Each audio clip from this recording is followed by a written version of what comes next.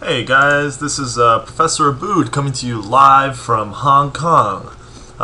Today we're going to talk about acid-base reactions and buffers. So what we're gonna do in lab this week is essentially figure out what buffers are and play with acids and bases to see how they affect the pH of our solution.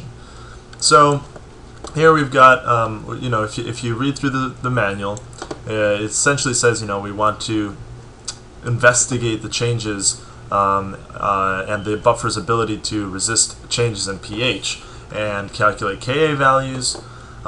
So first of all, you need to know what a strong acid and a strong base are.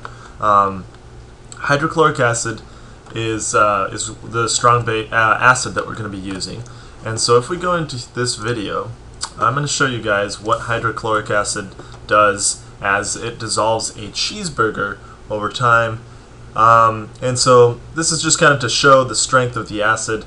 It's very, it obviously melts things, so you don't want to get it on your skin. We're not going to be using a very concentrated solution of it, but this is kind of what it would do if you left your fingers in concentrated hydrochloric acid. Yum. Okay, so that's essentially strong acid, and the reason it's dissolving things, it's because all of these ions of hydrogen are going to be coming off. And that makes, so essentially pH is a measure of how many free hydrogen ions you have. And so since we break up into a lot of free hydrogen ions, we are going to have a very strong acid. We are also going to be using a strong base, which is down here. And a strong base is kind of the opposite of strong acid. It releases a lot of OH ions. So these OHs are going to be floating around, and they're also going to be very detrimental to, here's an example, very detrimental to whatever you're putting in it. So it's a very dangerous solution if it's concentrated. Remember, we're not using concentrated solutions of this. So here's an example. We're going to skip ahead a little bit.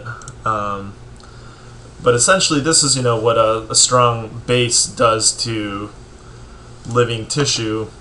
It's not pretty, and it just gets grosser as we go on.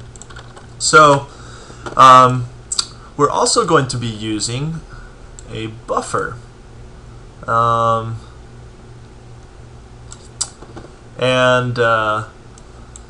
so a buffer, it also talks about weak acid, so hopefully you guys can read a little bit about that. But the buffer that we're going to be using is this right here. So what is a buffer? A buffer essentially makes it more difficult for you to change the pH of a solution. So normally, for a normal solution, you would just have a straight line, and the more base you add, the higher the pH is. The more acid you add, the lower the pH is. And it would just literally be a straight line. But this is what we would have with a buffer. And so if you'll see that this range, as you add a lot of acid and base to this range, the pH isn't going to change very much. It's only going to change from about here to down here. And that's a lot less than it would change if it was a straight line, because if it was a straight line, it would change from like about here to about here. And I probably should have had a drawing of that up, but anyway, so as you add more, so here's your sample with the buffer. This is where you start. As you add a lot more base, you're only moving the pH up a little bit. But at a certain point, the buffer stops accepting additional ions, and that's when your pH spikes really fast. Conversely, if you are adding a lot of acid, your pH will not go down much until the buffer gets all used up. And once the buffer gets all used up, that pH is going to drop really fast. So the good news is that this week's lab is very short.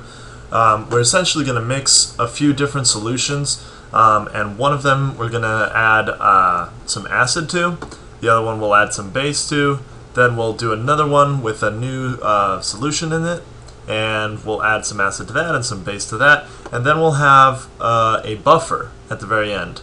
And to that we'll add acid and base, and we'll see how much, or how adding acid and base to each one affects it. So if you were paying attention to the previous video, or to the previous part of the video, you should be able to answer that right away.